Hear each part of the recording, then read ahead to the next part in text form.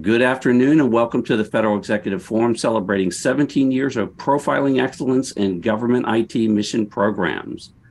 I'm Luke McCormack. During today's show, we will discuss critical issues facing government and industry leaders in rolling out the Zero Trust architecture.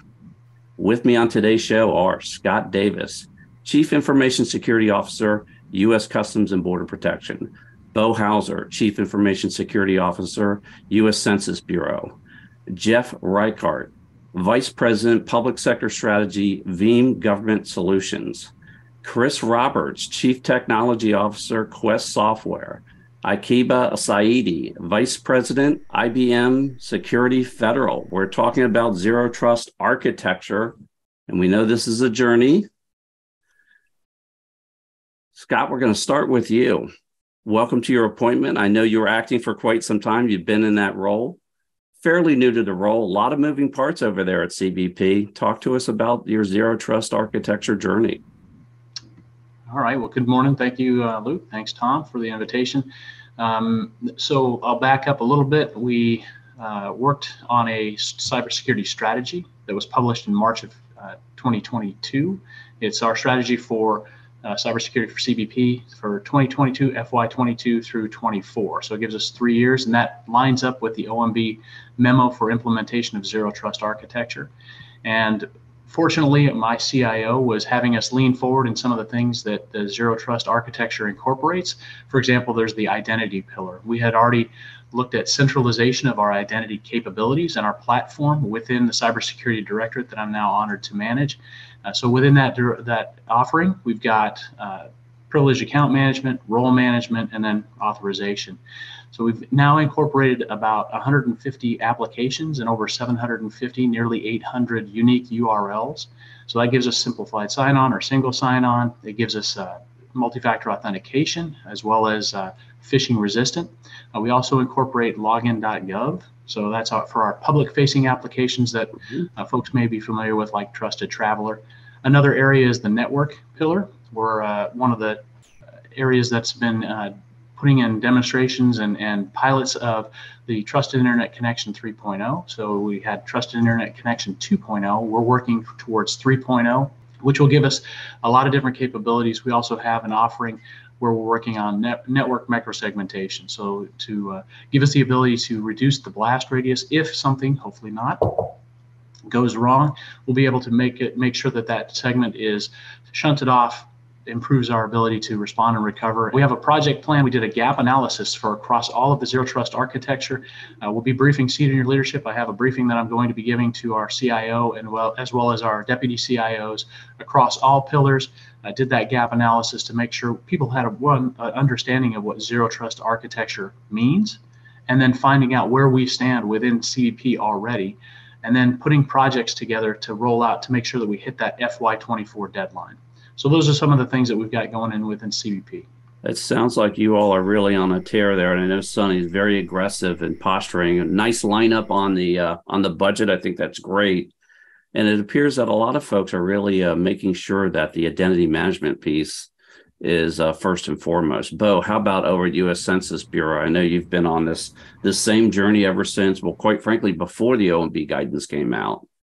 Right. Yeah, we did a lot of preparation for the 2020 census, and that really kind of put us on this path. So we were well placed when the guidance came out, but it was still a struggle for us, and it's a big shift for a lot of sort of traditional IT folks, and so we kind of struggled through that. We gained a pretty good understanding of sort of the pillars on the left, which is the identity and the device and the session elements of the requester, right? The requester coming in to access something. We understood how that was going to change using SASE as that connection point as opposed to VPN, and then unlocking the attributes that we could then use however we wanted to sort of build that trust, right? The identity attributes that Scott talked about, the device attributes, right? And even to the point of device identity using something like a certificate, right? And then the session, is this request coming from the location we expect it from? Those kinds of things. So that gives us a lot of tools in our toolbox that we didn't have before. Where we were struggling is internally, right, at the application layer. Mm-hmm. How do we dial up or dial down the functionality of the application based on trust, right? A lower level of trust gets a less, interactive experience, right? Maybe a lower level gets read only, whereas a higher level of trust gets the full experience, right? So how do we do that? And then how do we also keep our internal applications hidden from the internet when we know we have to use that internet and the TIC 3.0 that Scott mentioned for that access, right? Everything sort of works through the internet under a zero trust model. And we found out that the application proxy capability is where we're going to focus, right? And so that's where we're at now. How do we really leverage an application proxy to keep it hidden from the internet, but also accessible for an internal application? And then how do we dial up functionality based on trust level? Many WAFs today have application proxy, but where we started was the traditional, let's set up a VPN, let's get our border firewall ready. And we really had to kind of take a step back and say, no, let's try something different. Let's use a WAF, let's use an application proxy. Let's really leverage the power of the cloud for the TIC 3.0 capabilities. So that's a little bit about our journey. It's certainly interesting and folks are on board, but it really takes a lot to kind of get folks in line. Sure. And again, it's a journey. And while you're laying down this architecture, you really do have an opportunity to reimagine a lot of these things as you're rolling out this capability. Jeff, well, before we even begin, I know there's a lot of people that know what Veeam is, government solutions, but perhaps there's not everyone. So why don't you first describe what is Veeam? How do they sort of play in this space? And Absolutely. Then tell us about the state of what you're seeing from your vantage point. Yep, absolutely. So for those of you who are not familiar with Veeam, we are a leading enterprise data management and backup company. Folks that do know Veeam might know us because we've led in backing up virtual machines for quite a while, but we also back up workloads and protect data on workloads, all kinds of virtualized platforms on-prem, in the cloud, et cetera. We have a lot of conversations these days that center around zero trust with our customers. In particular, as you might expect, Luke, based on what I just said, the data pillar of zero trust architecture. That's something that folks know they need to consider. But I was interested in something that Scott said when he talked about the microsegmentation initiatives that are going on right now at Customs and Border Protection and how they want to limit the blast radius of any attack that happens. That is basically exactly the same language that we use when we talk with federal agencies about the way they're protecting their data and the resiliency that they need to build in so that if the worst takes place, if an attack is successful, they can always recover. And I'll be adding today, as we go through the talk, some stats from Veeam's research. We actually do the most comprehensive data protection research done by any organization, including industry analyst firms like Forrester or ESG or Gartner. And we do it for two reasons. We do it to inform what we do with our products, right? To find out what folks need, what challenges they're facing. But we also do it to arm our customers for conversations with their leadership so that they know, hey, this is a common issue that we are having and that other organizations or agencies like us are having. So I'll be adding some of those as we go through the talk today too. Sure. And appreciate you laying the groundwork and describing how you all fit into this apparatus. Chris, how about a Quest software? Most people know what Quest software is. I'll give you the opportunity to describe that if you feel like you need to. But more importantly, tell us about sort of what are you seeing from the vantage point at Quest software? Sure. At Quest, we've been focused on the identity space for quite some time. We're Gartner recognized.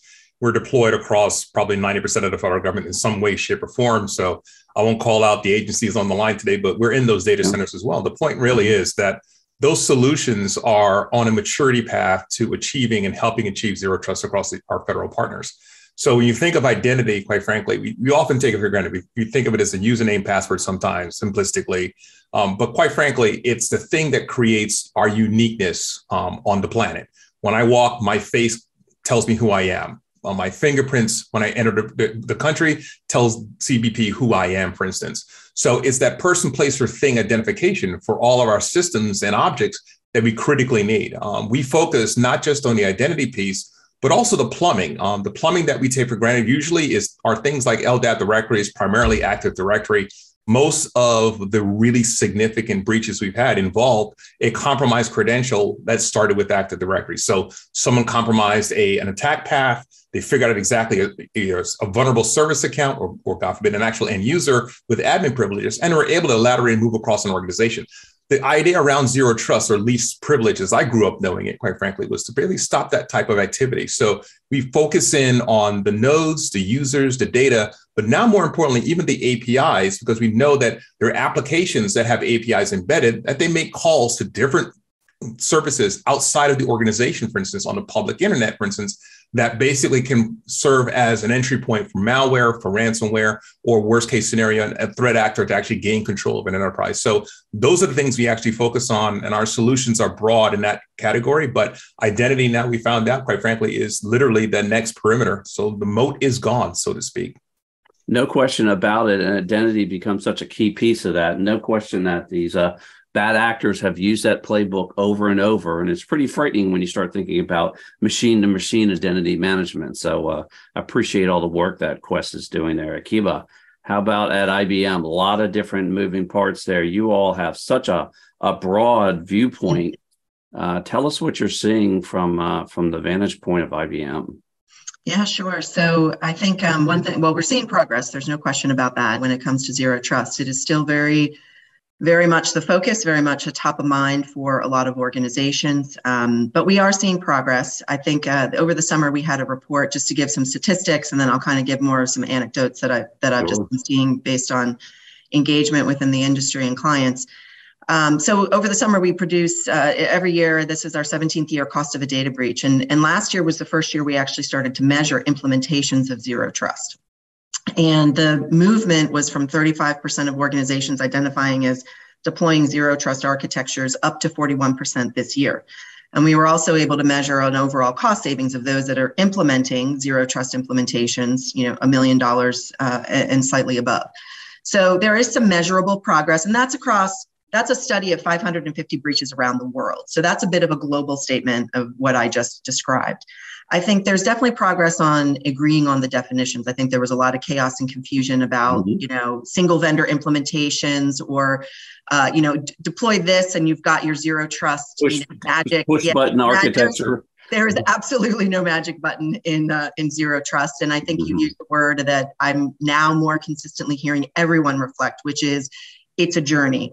DoD just came out, in the last few months talking about getting to a zero trust architecture by 2027. That's a journey, right? And they've been on it already for a period of time. And so in terms of some of the progress, I'll say too, just within industry and collaboration, I think we've also come to the point where I think it's really well recognized now. This is a multi-vendor, very multifaceted environment. There's a lot of legacy and federal. There's no single vendor that's going to be the single answer when it comes to zero trust. We've tried to focus a lot on strategy, roadmap, prioritization, journey from where you are to where you need to get to. Some of the work that we're doing, for example, with NIST. So NIST has stood up a center of excellence specifically around zero trust, exactly to the point of multi-vendor environment. And so there has been some progress in the last couple of months on actually across the 25 vendors that are involved there, getting 4 different environments stood up with multi-vendor environments, starting to do some integration scenarios. The first draft is now available for the public to review, where they'll be publishing guidance on those multi-vendor environments, best practices of integration, configurations that make sense. And that reflects, I think, reality. And that's a good piece of progress that there's more guidance coming. I know DoD is also about to publish an updated strategy as well, and they've been collaborating with industry. So that's been a really positive, I think, from our perspective. But shortly we'll hear a new strategy of 7 pillars and a variety of capabilities and maturity mapped across those 7 pillars and an evolution in their strategy. So it is a journey. We are seeing progress. We are definitely continuing to engage. I was at the Forrester Security Summit last week. Zero Trust was all over the agenda continuously, right? It was in all the keynotes. There was a dedicated track around Zero Trust, right? And there was an awful lot. It was in Crystal City, a lot of government folks that were there. So it continues to be really a top of mind priority across the board. So No question about it. And we're going to roll over and start talking about specific solutions. Jeff, I'm going to start with you. You're in an opportunity there. You're in a position to see a lot of various implementations of activity across the government. Give us an example of one you'd like to highlight. So what I'd like to do, rather than talking a lot about Veeam customers, because we have a lot, is talk about statistically what we have seen in terms of data attacks on data in the federal space. And so we did a survey that was released back in February. 3,400 organizations worldwide, statistically significant percentage were public sector and federal, so we could extrapolate good data from that. What we found was very interesting, that when we asked the question, what was the most frequent cause of outage that you had last year, and what was the most significant outage that you had last year, for every sector, public sector and everyone else, the most significant outage that anyone had was caused by a cyber attack. It was not caused by application misconfiguration. It was not caused by network or storage failure or anything like that. It was caused by a cyber attack. For our federal customers, that was also the most frequent cause of outages. And that was very different on the federal side versus other demographics.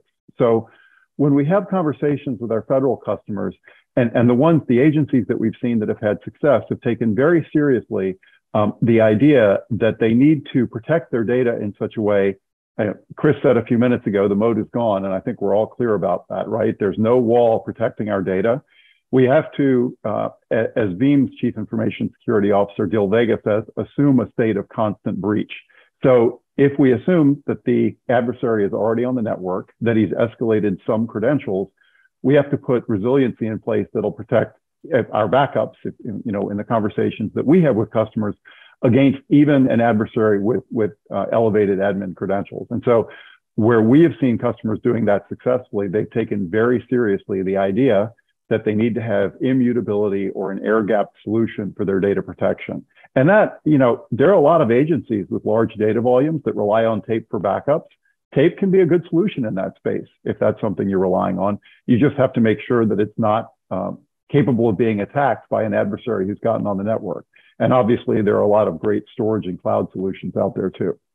A lot of great storage and cloud solutions, and air gap really critical so that you don't walk the issue from your operating environment over into your backup environment. And I know that a few of us have experienced that type of situation as well. All right, we're going to take a short break and we'll be right back. You're listening to the Federal Executive Forum on Federal News Network.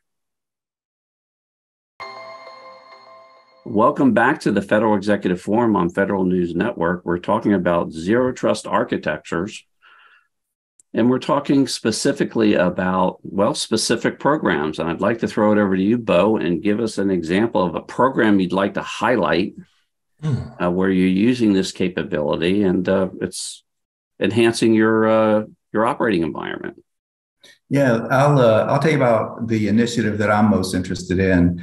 We are collaborating with 5 statistical agencies from the United Nations, and we're using some open source software called PyGrid. And so this initiative falls under what's called privacy enhancing technologies. That's kind of the domain it falls into. And so the promise of the initiative is to figure out a way to empower data and maintain the privacy of the data, right? And so the concept is that the participating nations, statistical agencies, can send queries and questions and other research type activities to each other's data sets and get really valuable answers without compromising that data set, right? So truly empowering the data without, what we do today, work out agreements, and we have to share data with folks. And that's always a slippery slope, especially when there's no trust. And so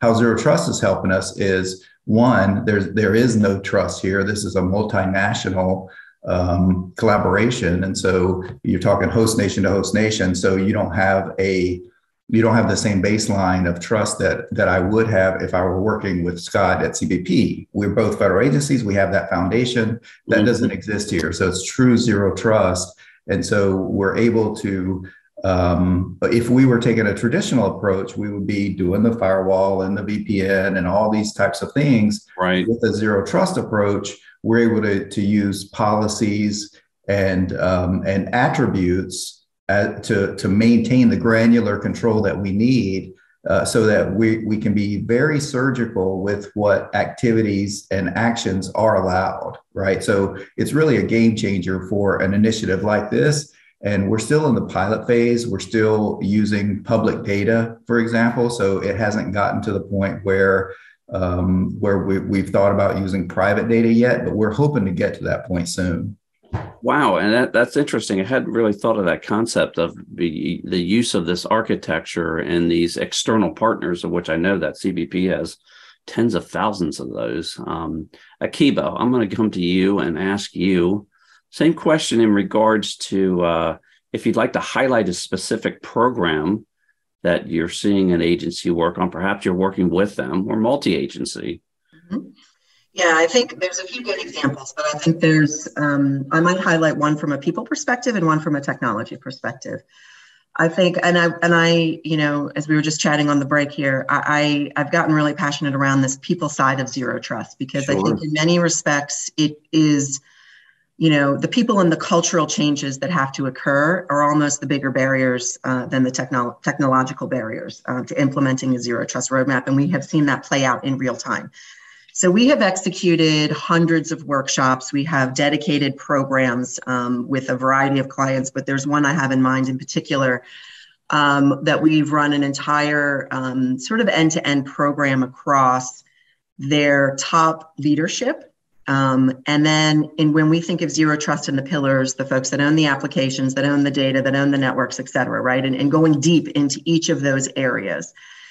And one of the things that we've been able to achieve there was through the facilitation workshops and other activities, bringing the mission/business side of the house together on defining what those priorities, objectives, and the roadmap would begin to look like. That lack of alignment is very often the misstep in the past. Zero Trust is so wide-reaching. The touch from an end user perspective, the fact that users are the front line, and that education aspect, that knowledge aspect, and the level of having to take some of that out of their hands, the level of automation and frictionless, level of how the technology is implemented is fundamental to making sure we achieve the business objectives. Zero Trust is also massive. And so where do you start? It's one of the most common questions. How do we get started?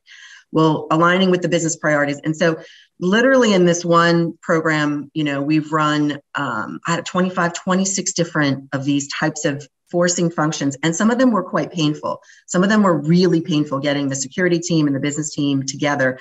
But without that, the progress could not be made. And now it's shifted to a more aligned approach, changes in their governance, changes in role definitions. They didn't have RACI across the organizations in terms of who picked up what in the event of a breach. As we've been discussing, breach is just assumed at this point. So there's a lot of focus on resilient and recover and what do you do when it happens. There's a lack of governance and process in place to really do that effectively, especially unless they've already been put through a fire, which kind of has forced some organizations to get that more in place than what they had before. So I've seen a real positive impact of, getting that alignment. And that is one of the best practices. That is one of the things that we advocate. That is one of the things. We had another agency where we were about to engage in a Zero Trust workshop, and that CISO said, hey, I want to do one for the business side and I want to do one for the security side. And we said, yeah, that's not the goal. The goal is get everyone into the common conversation, everyone in the room together. And so that the people side of it, I think, is really fundamental to make sure you are focusing on not just the technology side, which is the natural disposition of most security organizations.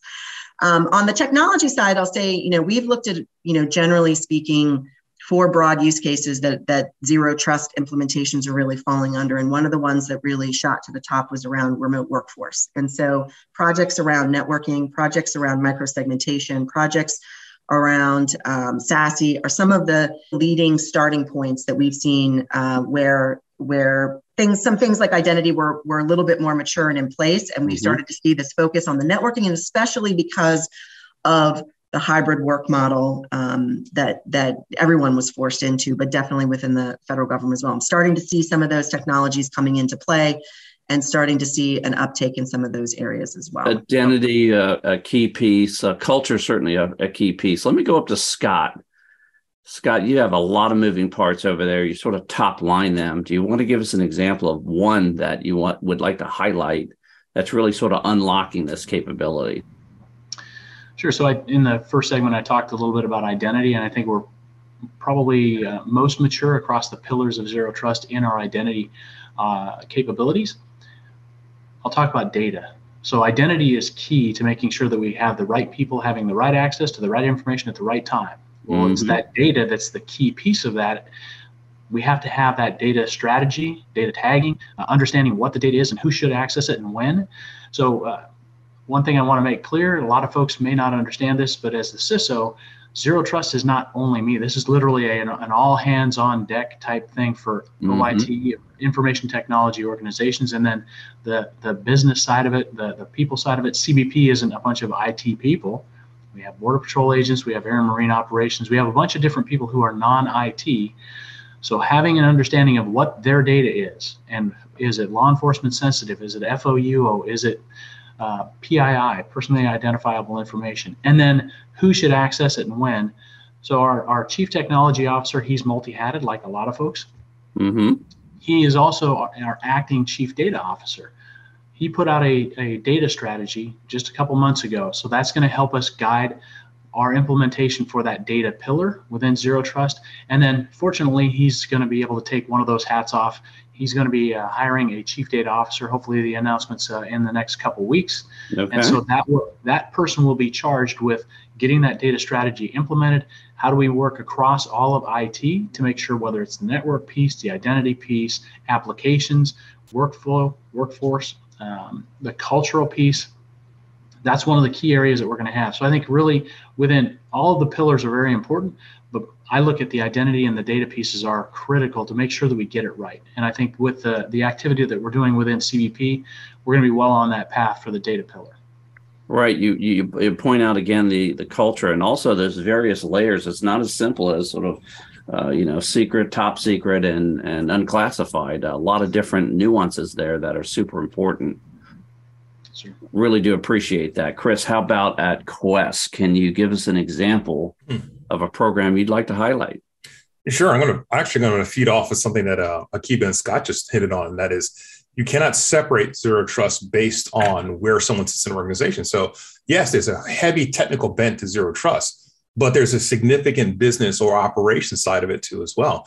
And one of the challenges we've discovered in trying to deploy and help customers build a Zero Trust deployment, not just architecture, but an actual deployment, is this notion of silos. And that is, for years, people have had command and control of who access what in their environments, in their domains. So for instance, the servers, quote unquote, or the workstations or the applications that were driving their particular agency mission, or that particular chief, for instance, they controlled that kingdom, for instance. And so once again, they had a moat, so to speak, around their infrastructure, around their data.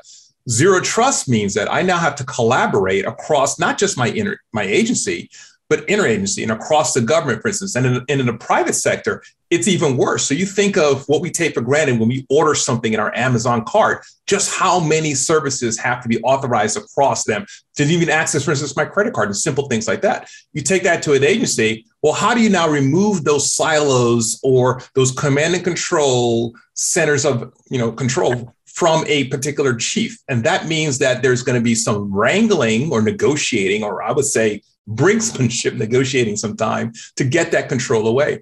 And the projects we've been involved with, both at Air Force, Marine Corps, we just got awarded at State Department, was to first understand who's actually controlling those domains. So if you have an LDAP directory like Active Directory or other services, for instance, well, how do you now wrestle control of that away from someone? The key is to help them understand it's not about control, it's about serviceability. How are you delivering your service? How are you meeting your mission objectives, for instance? And I think too much of the security bend has been around who grants access, where is that access granted?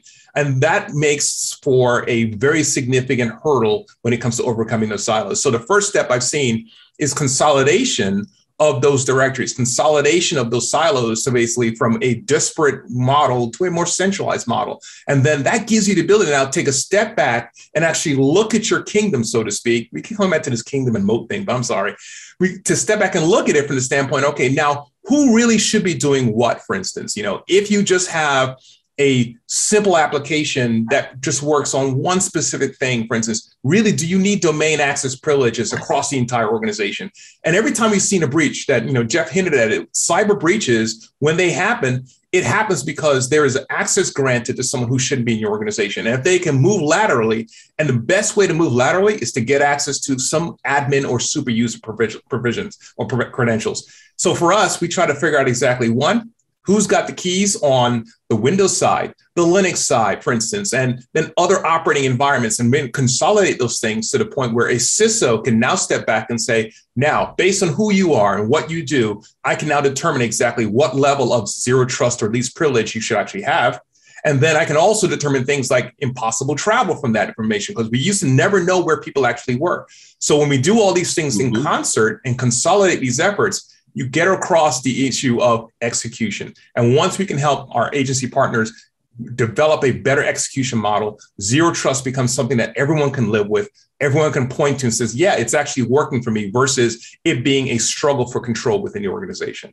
Absolutely. We're going to pivot over to priorities. Akiba, I'm going to start with you.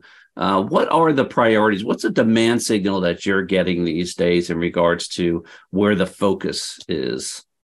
So obviously everyone is in a different state in their journey, right? Depending on, as we've heard today, Scott talked about, hey, we were pretty mature in identity, so they focus on some others. Everybody's sort of in a different spot there. But I think we are beginning, there was an awful lot, I would say earlier on, about just what is it, what do we do, how do we define it, et cetera.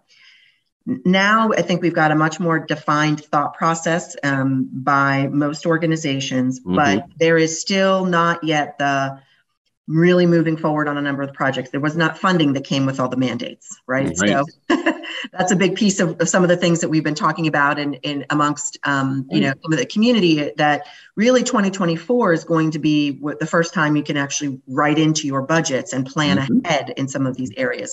So moving into from prioritization, which I still think is going on, down to true execution of projects and actually lining up, behind those projects and starting to write budget, into 2024 will start to give us some visibility as well. It is still quite early on the journey. I think we are still early on this overall journey, but there is a lot more maturity, I think, at least in the way people are thinking about it and the organization around it. And so the priority, I think, in 2023 is to continue towards that maturity and to continue sort of on the education levels to get people there in terms of how to best achieve and pick the focus areas. Sure. No question. I mean, let's face it, it was an unfunded mandate, as many of these things are in the beginning. Now you'll start to see it laid down in these budget allocations. Scott, how about over at CBP? Focus on what is the focus on the top priorities at this point? Sure. So Akiba hit on one of them, and that's the budget. I know we just talked about it a little bit. I've talked about nice move to align to the budget, right? Really makes sense. Yes, sir. So I've been saying zero budget equals zero trust. That's the way things go. If we don't have anything to put towards these efforts, it's going to make it very, very difficult, especially to hit 2024 for the deadline. So then I've also been talking about, for our goalposts that we have to hit between now and 2024, are we going to check the box, not that we're box checkers, but are we going to check the box with a pencil, or are we going to check it with a Sharpie? And I mentioned the identity pillar. I think we're checking that one, or on our way towards checking that with a Sharpie. The other ones we're working towards, I know we will have solid checks. We'll get the milestones met. But 2024, the deadline, I've been talking about with our senior leadership, that's not even the end goal. This is going to continue to evolve. As was mentioned earlier, DoD is looking at 2027.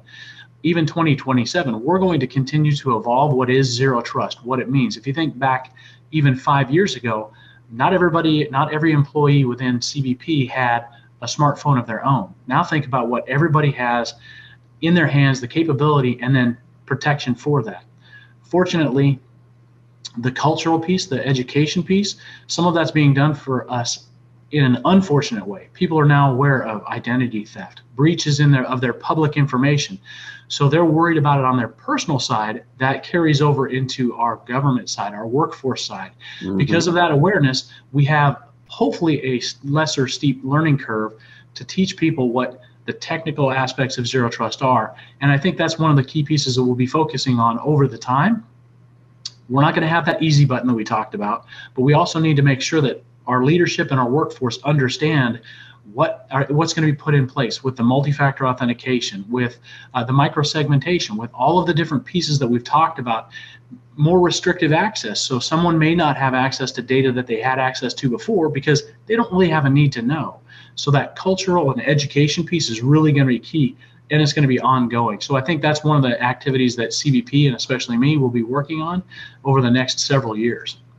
Right. I think anytime you start to go in there and let's talk about sort of cleaning up the privilege access, that creates a lot of commotion, right? Mm-hmm. And I think it's really important that people understand that, no, look, this is all part of the framework. It's a journey. If you need access to something, you're going to get access to it. But I would imagine that could have been a bit of a challenge when you first implemented it. We're going to take a short break and we'll be right back. You're listening to the Federal Executive Forum on the Federal News Network.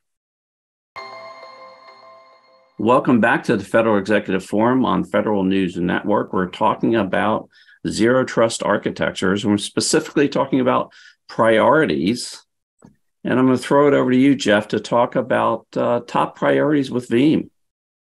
Absolutely.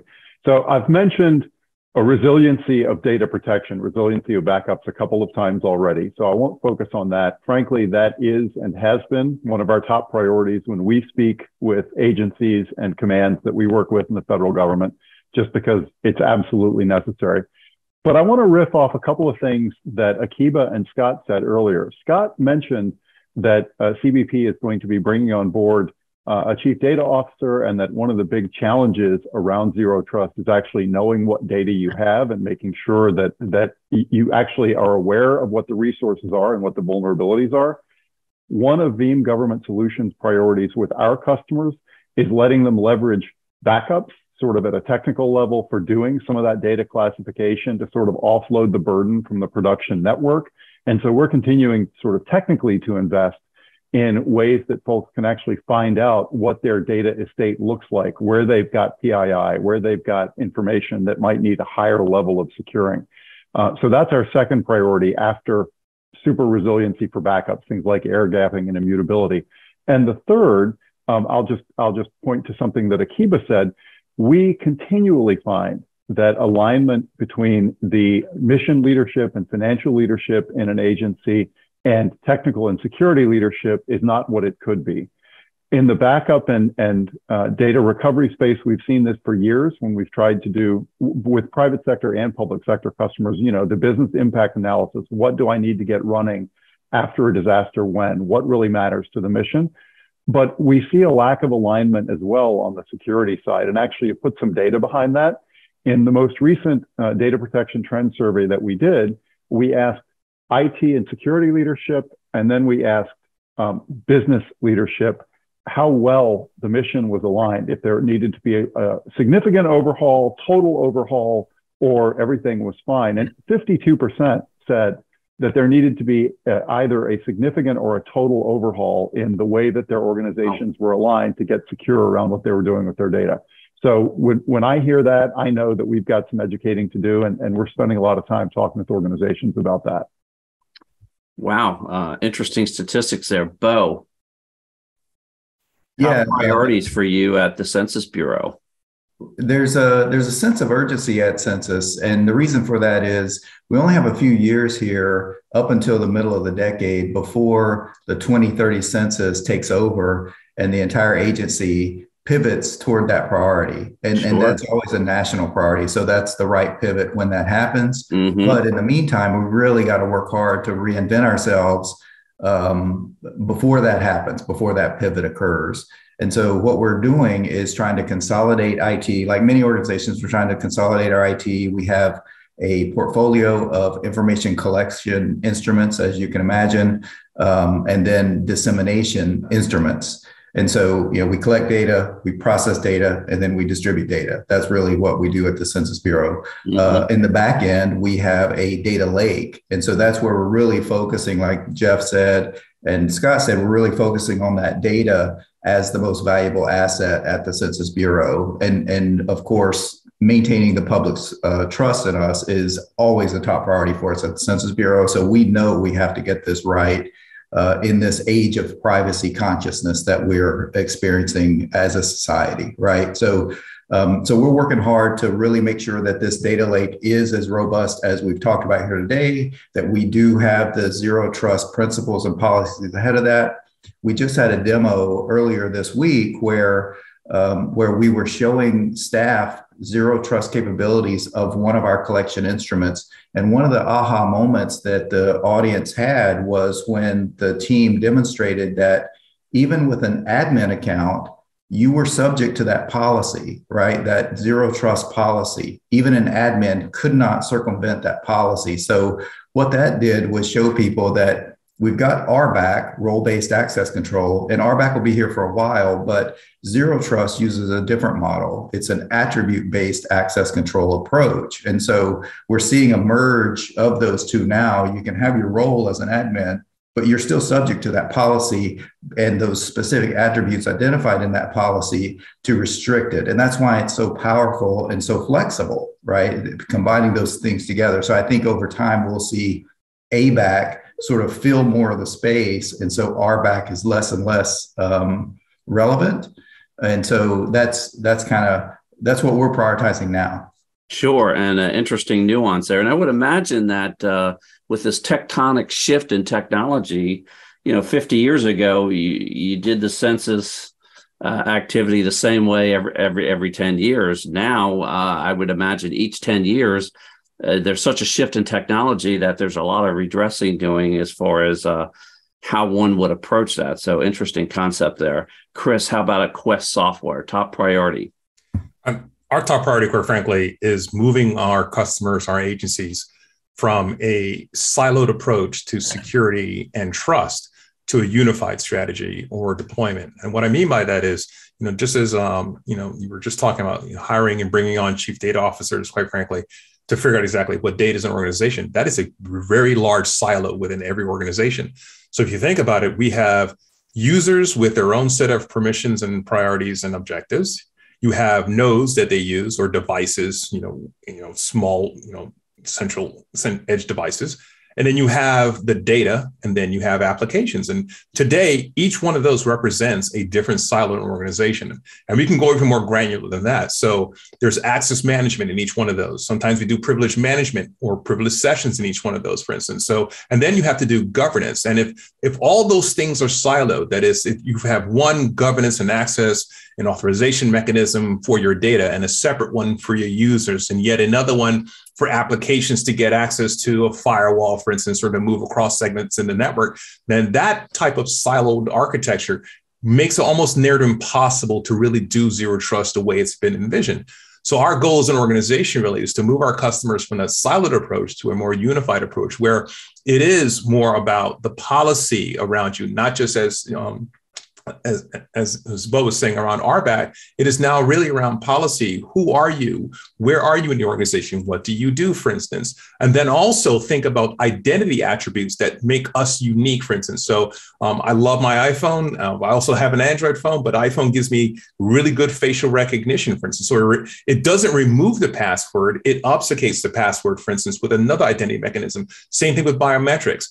But you can only do those things once you unify those silos within an organization and bring all that credentialing, so to speak, all that authorization activity into a central model, for instance, so you can actually literally now look down at your kingdom, so to speak, and try to understand exactly where data is flowing, where applications are moving and how applications are moving data, and how users are executing on a mission, for instance. But you can only get there once you have a unified strategy where identity is central to that and critical to that, and actually make the mission work for all your organizations internally.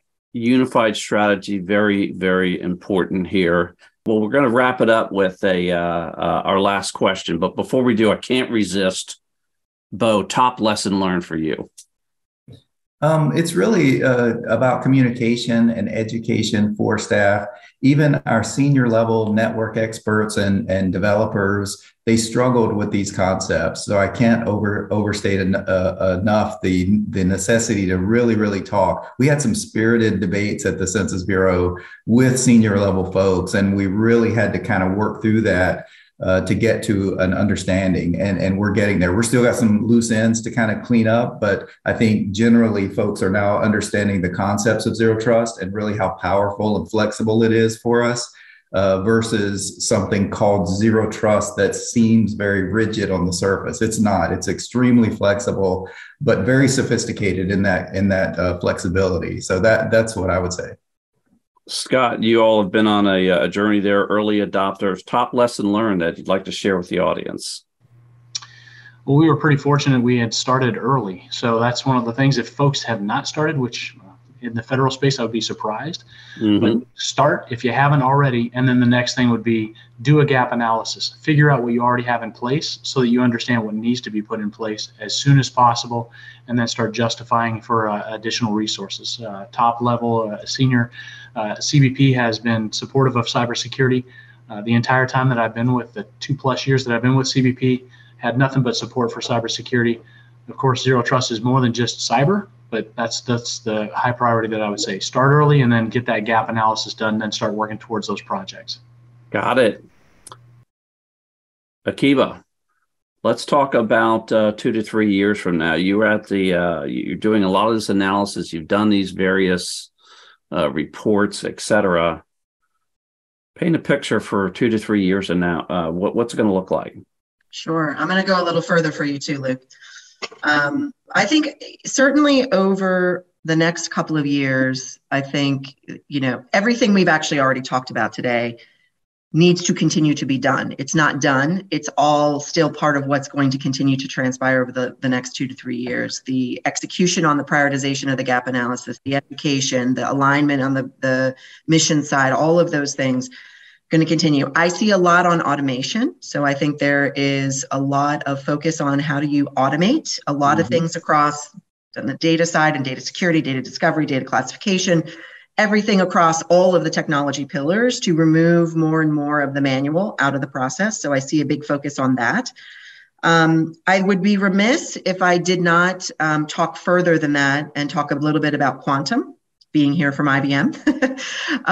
One of the things that happened over the summer is NIST and the working group actually chose a set of standards for cryptography, quantum safe cryptography protocols that will begin to be implemented. And I'm starting to hear dates of 2027, 2030, where we'll start to see, there's generally an assumption of, the levels of password protections and algorithms that we have in place today will begin to break, and that we are going to move towards these types of more highly sophisticated cryptography and algorithms. We welcomed President Biden on October 6th to our quantum computing biggest data center in Poughkeepsie to talk about this topic and its evolution. And I think we are even at the very beginning, even as much as we've been very heavy in the research side, we are just beginning to have the conversations about how that gets commercialized into technologies and into consulting,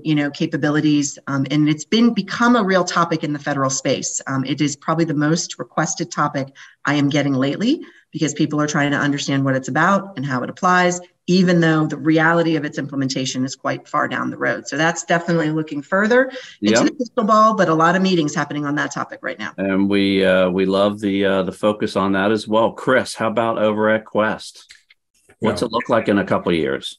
It's like I got chills. I was listening to Akiva about quantum in the future, and I had a personal experience this week. I was trying to get access to personal data that for a company and account that I had long forgotten. And they gave me two options. One, I could try to verify and provide some basic information, and they would mail me a letter to my last address known to them with a code that I would then basically enter in the system. Basically, snail mail, two-factor authentication. I was like, there's no way I'm doing this.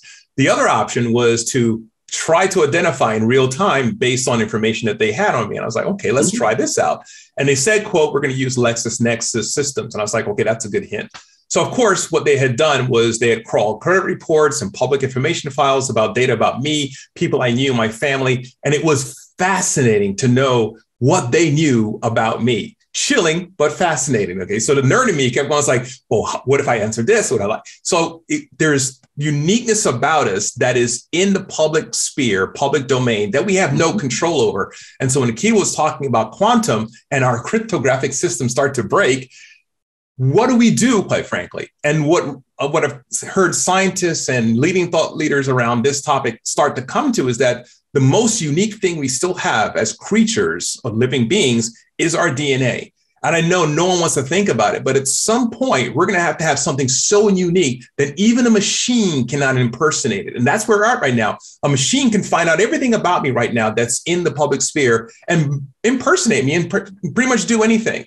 But my DNA, that literal fluid and whatever I'm made out of, quite frankly, or the dust, as Neil deGrasse Tyson would say, is the most unique thing about us as individuals. So I know it's not happening today. I'm still comfortable with a directory service. I'm comfortable with multi-factor authentication, my Face ID. I'm comfortable with that right now. But I think in the next decade, quite frankly, we're going to get to a point where we're going to need stronger authentication mechanisms and a stronger way to identify and prove literally who we are, because every sci-fi movie is pointing to this. And I'm not going to go there, total nerd, but that's the thing that concerns me. But the future is coming. And for us as an identity-focused company, you're right. We're going to have to start figuring out exactly how do we deal with not just quantum, but machine learning. When people turn on right now, they're usually the ransomware is not just ransomware. It often uses cryptographic engines, basically, and they'll have peer-to-peer networking to push those botnets and push processing across the globe to crack networks and crack credentials. So it's getting more and more challenging. At some point, we're going to have to get to the point where, you know what? The only way to prove who you are, basically, is can I see your DNA, sir? And that is the future, I'm afraid of. Ladies and gentlemen, they can't take away our DNA. All right, Jeff, how about at Veeam? Tell us about what it's going to look like 2 to 3 years from now. And please don't try to top those last two. I wouldn't dream of it. I'm not trying to go for DNA authentication. I think Chris hit the ball out of the park with that. Security conversations tend to be gloomy by their nature. We talk about exploits. We talk about how organizations have been victimized. So let me offer a counter to the usual gloom of this kind of conversation. I think in 2 or 3 years now, around data resiliency, around security for data protection, agencies across the government, commands across the U.S. military are going to be on a much, much more resilient footing than they are right now.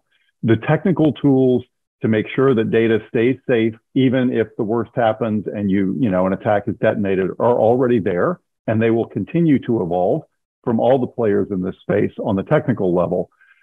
So let's talk about a success story. At the RSA conference back in June, there was a fascinating panel discussion about the Russian attack on Ukraine. And in the hours before the actual attack back in February happened, there was a malware cyber attack versus the Viasat network that Ukraine depends on very heavily for both civilian and for military communications. The interesting thing about this, and I actually read about the conversation in the Register, was that the headline was that Ukraine's secret cyber weapon was resilient backups. They're so used to being attacked that they have protected their backups in such a way that an attack designed to wipe out their command and control infrastructure was just another attack, let's restore from backups and we're back up and running. And I am actually optimistic that we're going to see resiliency of that sort across the federal government and across our, the governments of our allies take big steps forward. I think we're on the right path in that respect, and that the tools will continue to evolve and help us get more resilient. Resiliency being a really key part of that. The Londoners taught us that years ago during the bombings, right? I mean, they just, pick themselves up and keep on going. Bo, what's it going to look like in a couple of years? You'll be right in the thick of preparing for the next census. What can we expect to see 2 to 3 years from now? I'm impressed with industry's speed and resilience, as Jeff just indicated.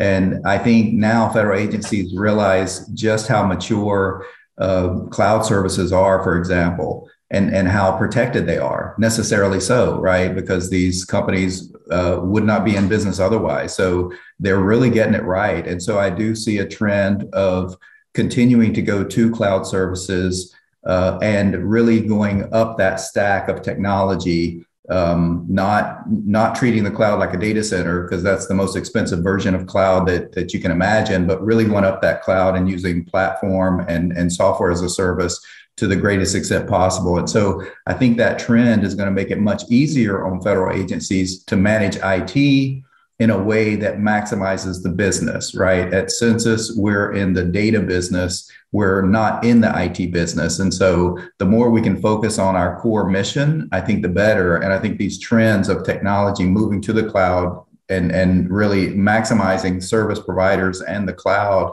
will continue.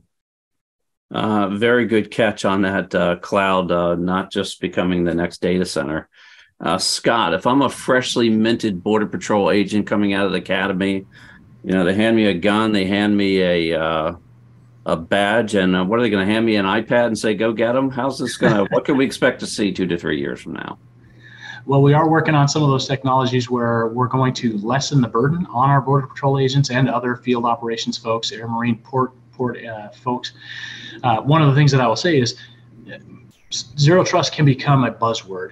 I look at Zero Trust as a lot of its technology modernization. And so we have legacy applications, we have legacy technology. And in the next couple of years, that's one of the things that I hope we're focusing on. I know we are in some cases with our application modernization, whether it's going to the cloud, shifting things, basically getting it so they can use SAML or multi-factor authentication technology. But over the next couple of years, we also need to look at the operational technology. You mentioned a Border Patrol agent. Right. We have sensors, we have body cameras, we have radios, we have airframes, boats. Just about anything can connect to a network, whether it's CBP's network or just the internet. Having an understanding of what that operational technology is, we don't want to leave that out. If we do, we risk vulnerability and then potential breach. I know we talked about assumed breach, but that's an area of focus over the next couple of years that we're going to be touching on within CBP. So make sure that we don't leave ourselves blind to that whole, as a large scope of technology. We don't want to leave that out either. No question, tens of thousands of IoT devices out there. Well, listen, I want to thank all of you for taking the time out of your busy schedules to join us on this program and fighting the good fight every single day to keep this country safe. I'd like to thank our sponsors for supporting us on this show. I'd like to thank the good people here at Federal News Network that make this program so successful and enjoyable. And most of all, I'd like to thank you, the listening audience, that tune in every month. You've been listening to the Federal Executive Forum, part of the Federal News Network.